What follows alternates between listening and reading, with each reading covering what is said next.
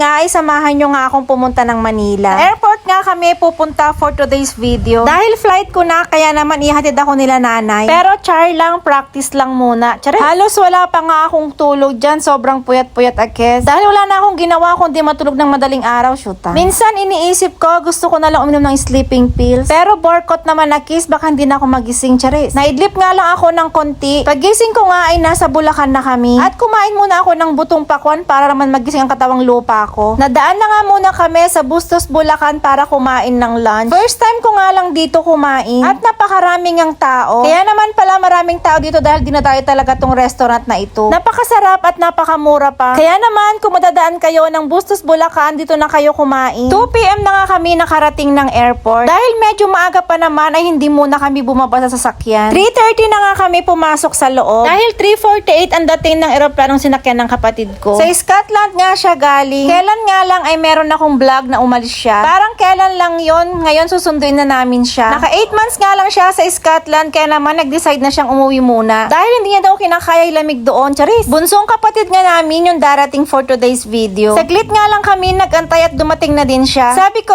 wag muna kami magpapakita sa kanya. Kaya kunyari nagtago naman kami, shoota. Si Leo nga yung kumukuha dyan. Mabuti na lang at nakita agad ni Leo si Tita Aileen niya. Kaya naman nakapagtago na din kami agad. Diba, ex-senadora talaga ang pe. May patago-tago pa, magpapakita din naman, charis. Ayun na siya.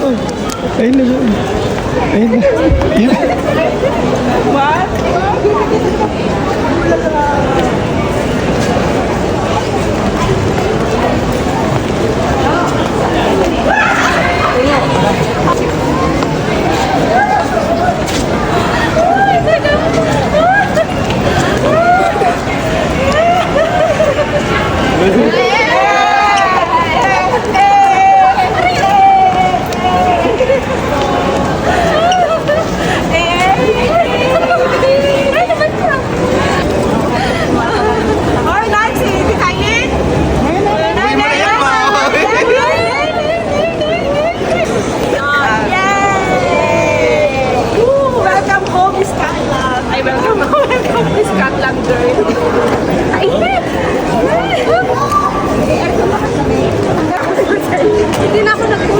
Welcome home, Scotland girl.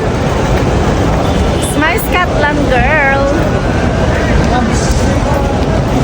After namin sa airport, dumiretso na kami sa Esitex para kumain. At dito nga kami sa KFC. Na-miss nga ata ng kapatid ko ang Nokma, charis. No choice na lang din kami dahil alam namang ibang kakainan sa Esitex. Masarap naman sa KFC, lalo na yung mashed potato. Sa totoo lang, mas gusto ko talaga yung nanunundo. Maliban nga sa mga pasalubong, syempre makakasama namin ng matagal si Aileen. Unlike sa naghahatid, shoota makapasangi. Napadami nga yung order namin. Hindi naman sila halatang gutom, charis. Hindi ko nga naubos yung chicken ko dyan, kaya naman for the takeout na lang. After nga namin mag-dinner, syempre hindi mawawala ang mamahaling kape ng Starbucks, shoota.